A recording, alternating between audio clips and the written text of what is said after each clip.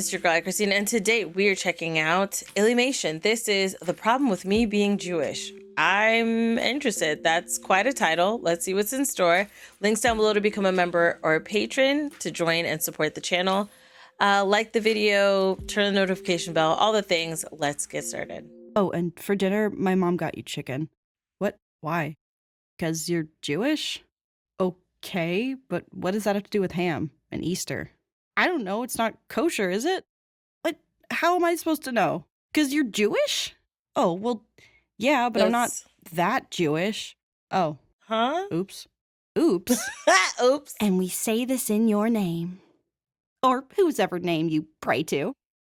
Amen. She said, I'm sorry. Amen. Hi, my name is Alyssa, and I am Jewish. I never knew that. No, you're not. You're pasty white with red hair.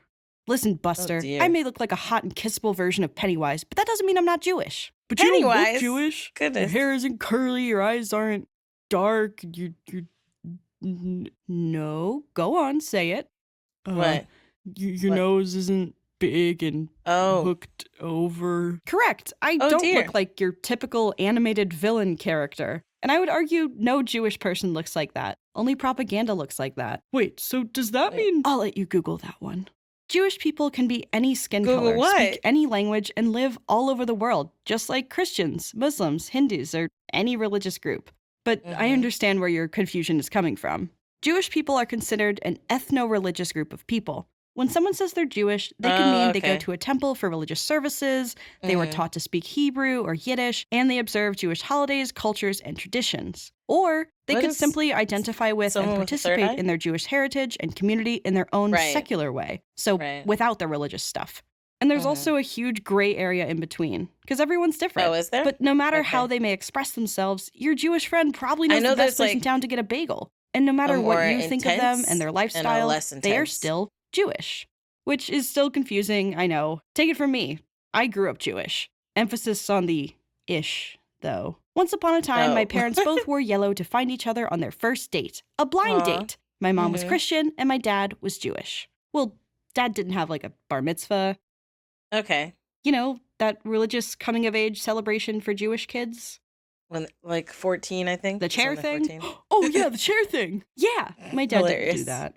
Oh, man. I know, right? That looks so fun. So anyway, he's of if Jewish I had to guess heritage, why, it would probably be as a result of cultural assimilation. Assimilation is where an immigrant or their family lineage is pressured to disregard their heritage and instead adopt the culture, language, even political ideology of the country they've moved to, usually to blend in and avoid getting targeted. Of course, this only goes so far. For example, if you're an Ethiopian Jew and you have dark skin, you'll be racialized or assumed to just be black when arriving to the United States. Versus if you're a Scandinavian Jew and your skin is pale, you'll be racialized or assumed to just be white.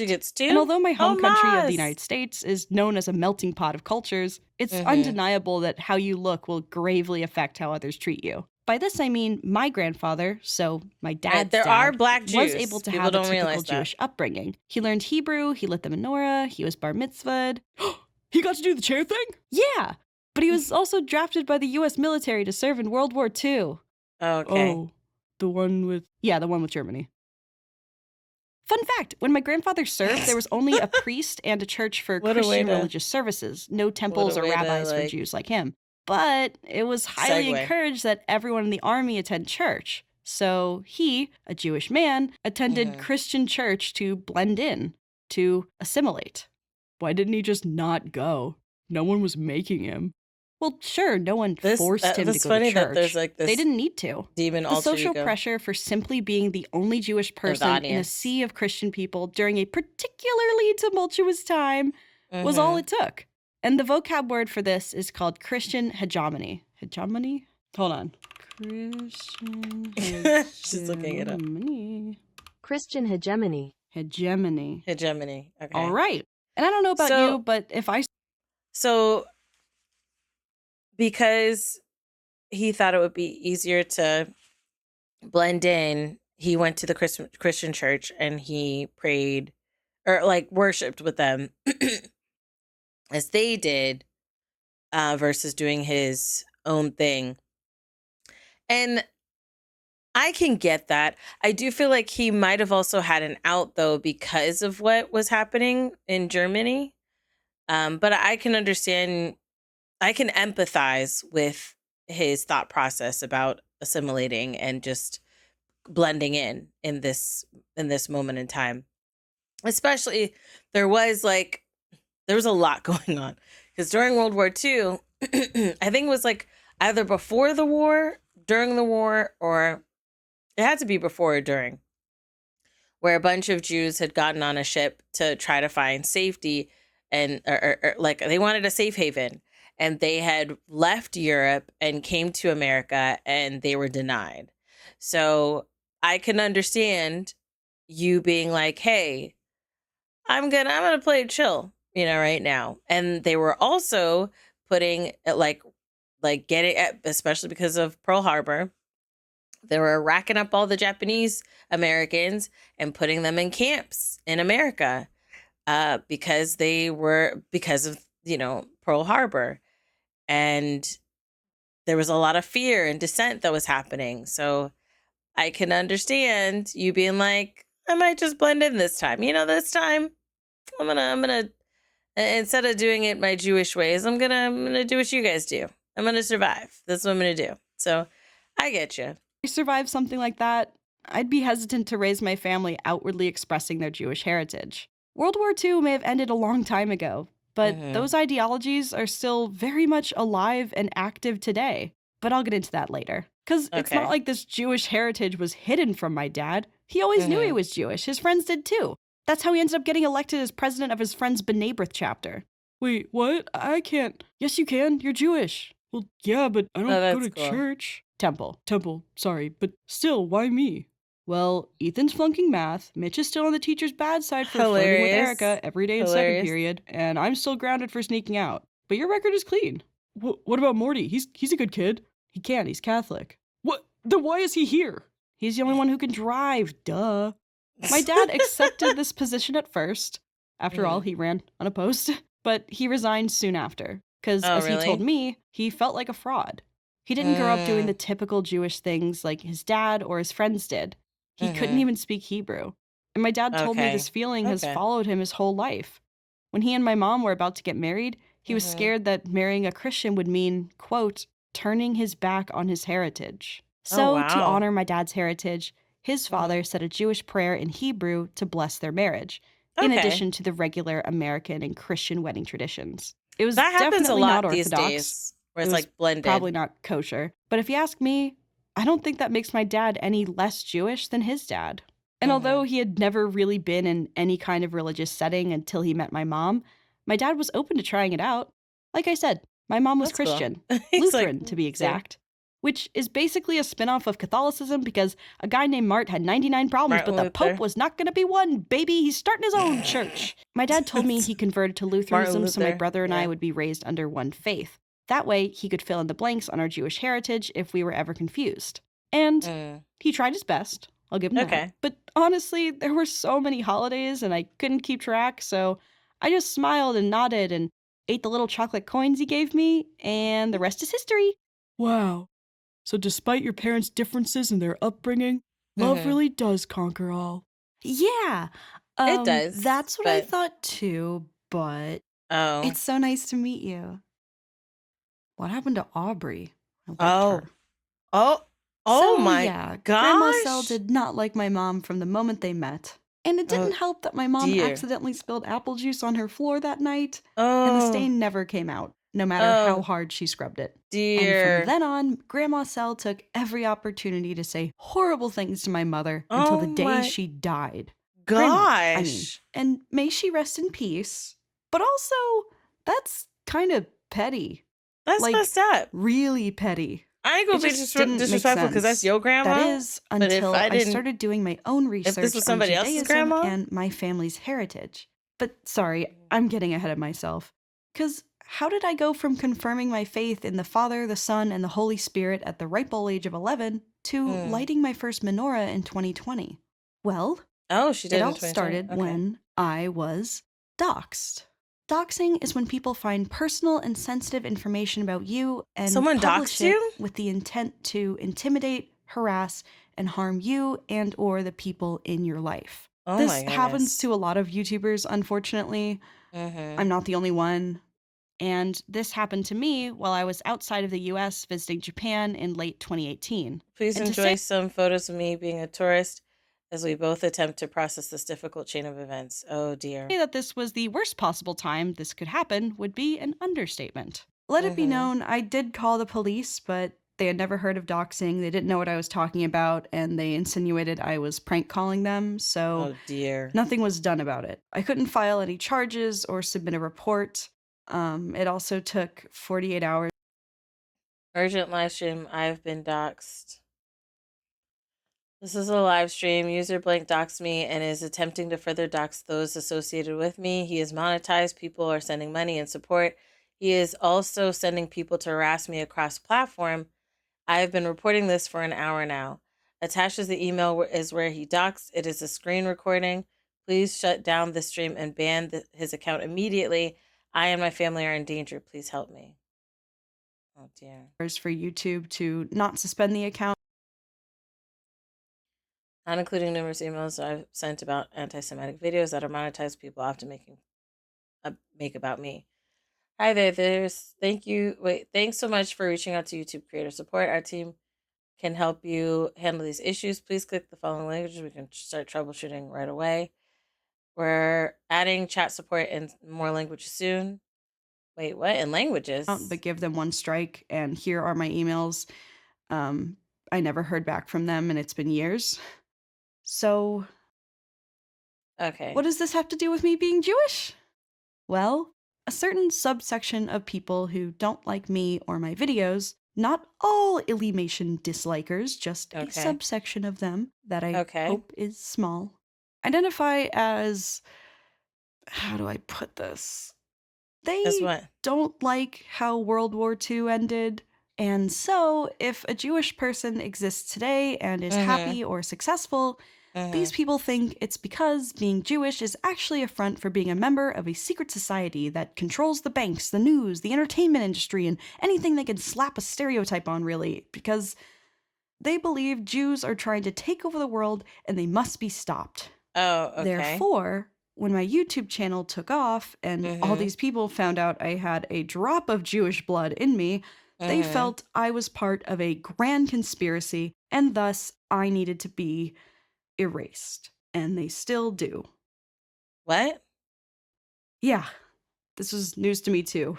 Surprise! Feel like you need to be erased. But after about 2 years of therapy, I realized, how is it that a group of strangers who want me and my family dead care more about my Jewish heritage than I do? That's not fair. It's my heritage, and you can't have it. So That's after hilarious. reading Animal Crossing New Horizons of all the serotonin I could amidst the 2020 lockdown, I began researching Judaism to learn more about myself. And one of the first things I learned was, according to Orthodox Jewish standards, a child is only Jewish if their mother is Jewish. So either the mother has a Jewish mother, or the mother must convert to Judaism. Otherwise, her kid's not Jewish, even if the father is. Which made the Juice of 87 incident make a lot more sense. Perhaps my grandma resented her daughter-in-law, not because of an apple juice stain on the linoleum, but due to the absence of this Orthodox standard in the family tree. A family tree that, from her perspective, would now end with my dad. When I learned this, you don't part have of to me be started to wrong worry there. that this meant I wasn't actually Jewish, or I was horribly appropriating my dad's culture, or worst of all, I got doxxed for nothing? But the next thing I learned couldn't have come at a better time.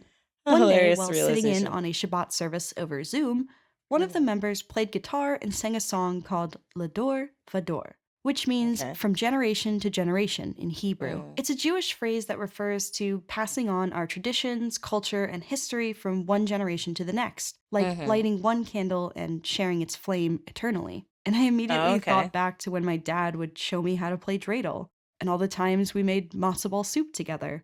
Even back to when he tried explaining another Jewish holiday, while I stared at him blank-faced eating gelt. I didn't know it until I heard that song, but all that he did, that was Lador Vador. And sure, I didn't know a lick of Hebrew, and neither did he, but he still taught me about our family, and what it meant to be Jewish, no matter what anyone, including his own mother, would say. He didn't let the light go out. And it was in that moment, hearing that song, that I truly felt connected to my heritage for the first time. Aww. Since then, I've been slowly learning more and more about myself and, of course, making more and more Jewish friends who also struggle with this. I thought it was just a me thing. Thankfully, those who would argue that I'm not actually Jewish are a super small group of people that I have yet to meet. And though I can empathize with where they're coming from, I feel like the world has changed and gotten a lot bigger. I feel like people getting too mad about I feel like there are issues we should be coming together on. Right. I can assure you, an Orthodox Jewish person's lack of validation of my heritage isn't going to stop people like me, patrilineal Jewish people, from getting hate crimed. Hate like this has always been a problem. It didn't go away when World War II. Hold on, what was that? The Tree of Life massacre in 2018 was the deadliest anti-Semitic attack in the nation's history. This has always been a problem. It didn't go away. People displaying Nazi flags and symbols protest outside the entrance to Walt Disney World in Orlando, Florida. When World War II ended. I and all of your Jewish friends can assure you of that. And lately, it's become bigger, louder. I don't think non-Jewish people realize it, let alone know what to do to help.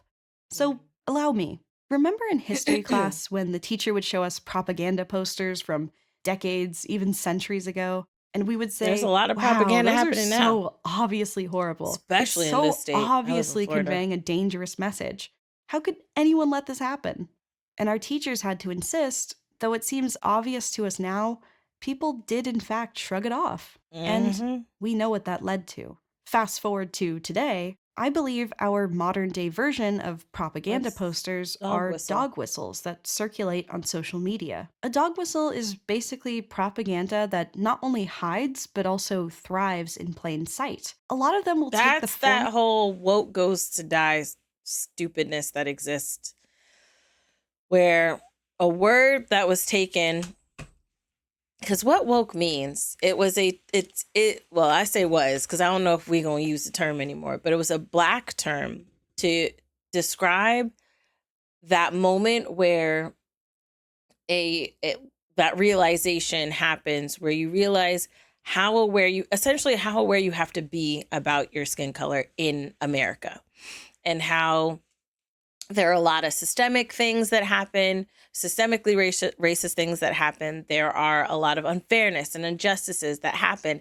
And you have a lot of people where their thought process is like, oh, it's not because of my skin. That wouldn't happen to me. I'm a good person, not really realizing that, unfortunately, in this country, that's not enough. And so being woke is for those who realize and see the problems and the injustices and walk with that knowledge, right? And that word has been taken and shifted by white people to meaning essentially diversity. If you are not a cisgender white person, it is considered woke. If you do anything to benefit anyone with diversity, so that they have used it to include sexualities, they have used it to include other races, they use it to include femininity, which is weird. It's like this, it's become this thing where they're like, where woke goes to die in Florida. And it's like all the things you're doing has nothing to do with being woke or what it means to be woke, or the song Stay Woke, it's they've made it a thing where it's like their new word for those who don't like any type of diversity, and let's slap on the word woke and call it woke because somebody's including diverse sexualities or gender or people. And that's not what the word means. That's definitely a dog whistle. DeSantis,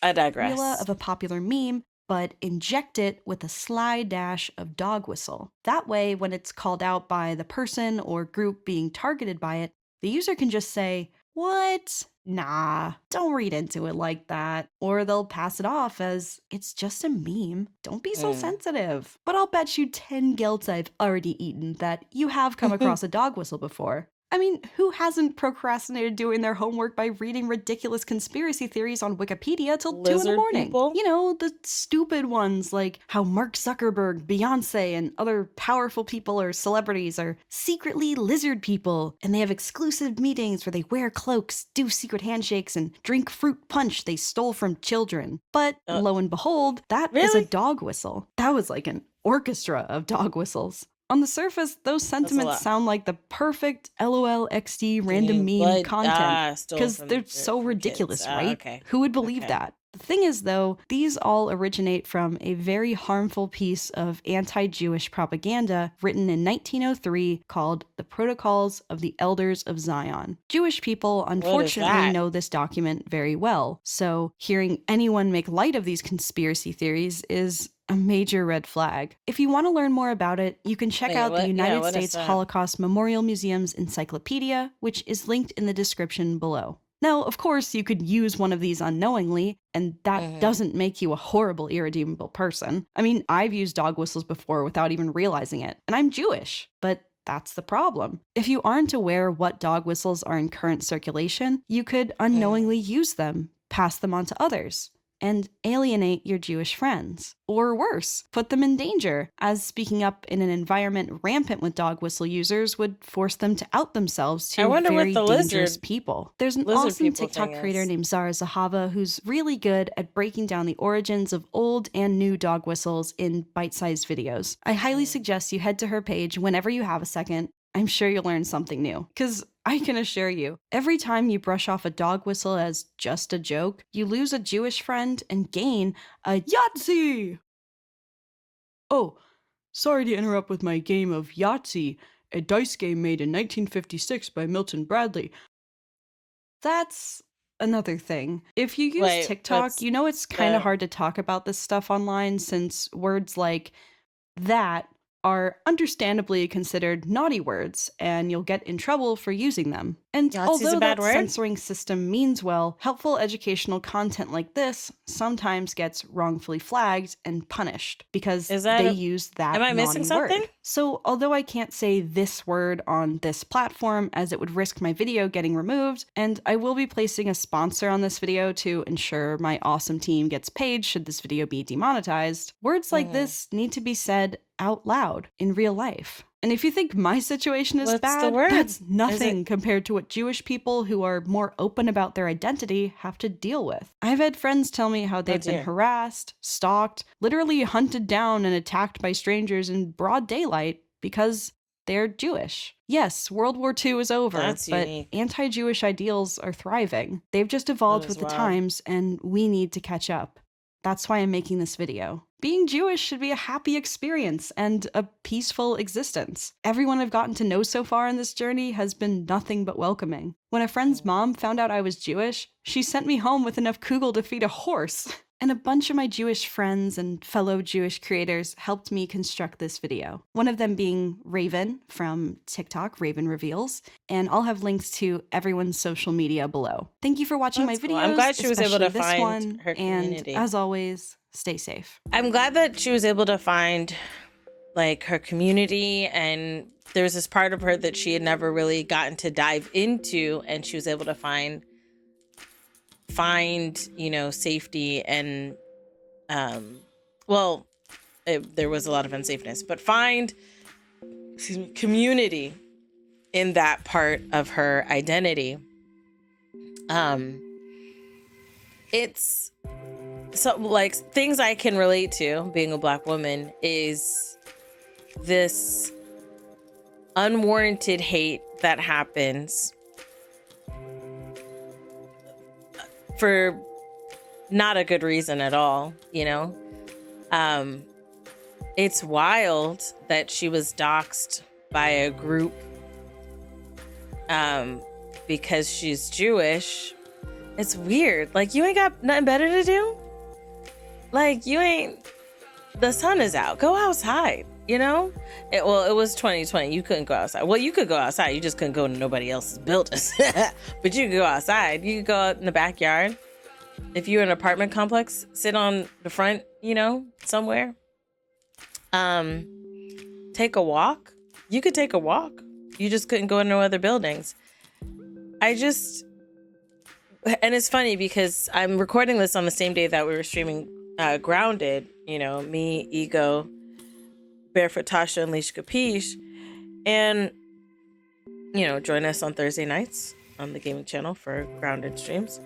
But it's wild. Like, we have to fight. It's the thought process that you have to fight to exist, right?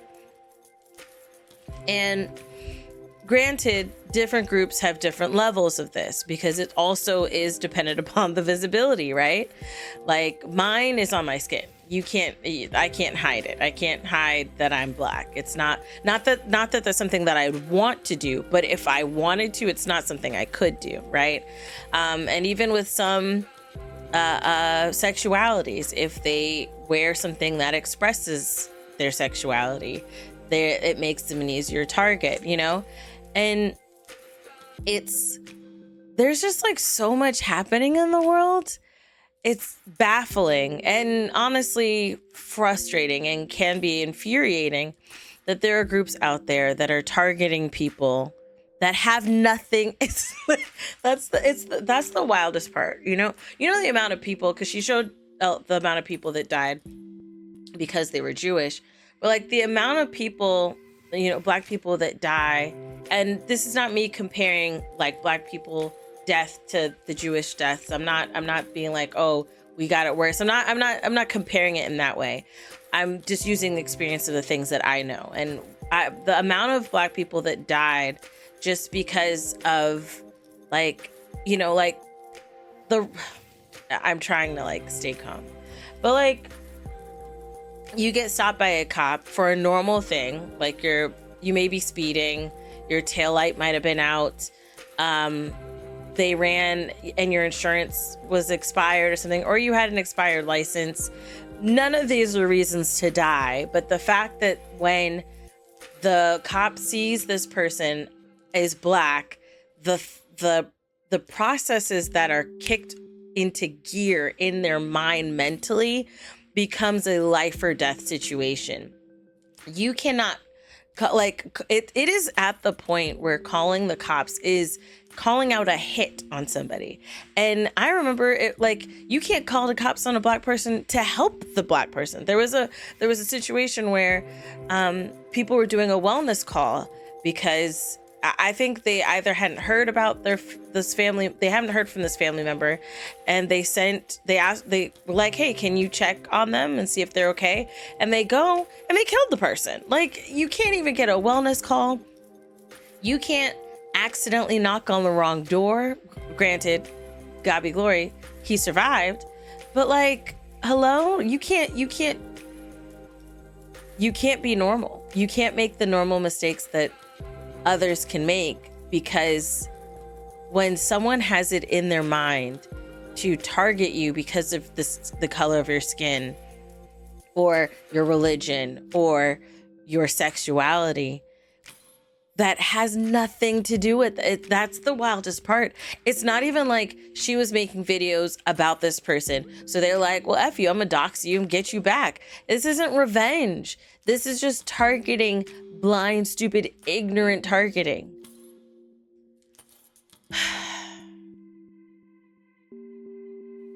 It sucks that there were things happening and the channels that she went through on YouTube, things weren't done about it. I feel like there is a lot of information that I would need about that, but it's weird that nothing was done. It just frustrates me. It frustrates me. I can relate, and it frustrates me. I think of like my little heart that has been brought into this world, and how she's gonna have to grow up in this country that she was born in and lives in, and I'm going to have to teach her about how unfair it is because of her skin.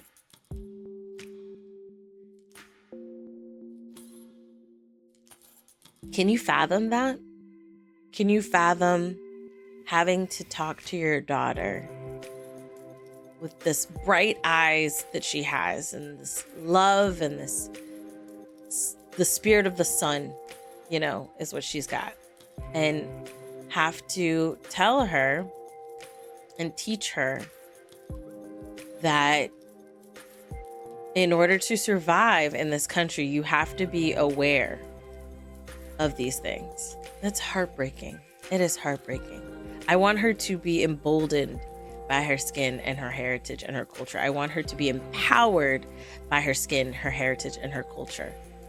I don't want her to have to be like, okay, I need to be extra mindful because these eyes that see me can have hate behind them and have plans and processes that they kick into and gears that they kick into that could potentially